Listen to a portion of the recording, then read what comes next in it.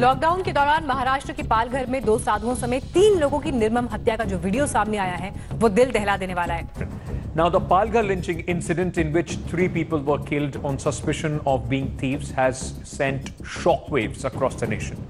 Chief Minister of Maharashtra has now assured that all culprits in Palghar lynching will be brought to book and asserted that there was no communal angle to the incident. और इसी beach एक बड़ी खबर आपको बता दें, मुंबई में एक स्कॉर्पियो में विस्फोटक मिलने और कारोबारी मनसुख हिरेन की हत्या मामले में एनआईए ने चार्जशीट दाखिल कर दी है।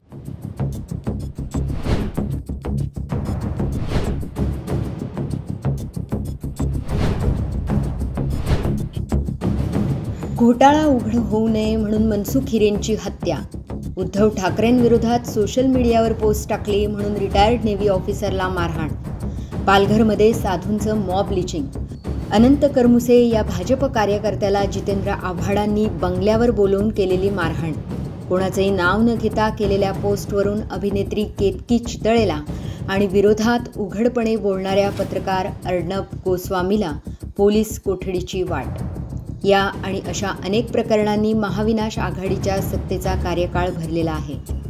असं दहशतीचं, दबावाचं, दडपशाहीचं वातावरण तुम्हाला पुन्हा हवंय का? नक्कीच नाही।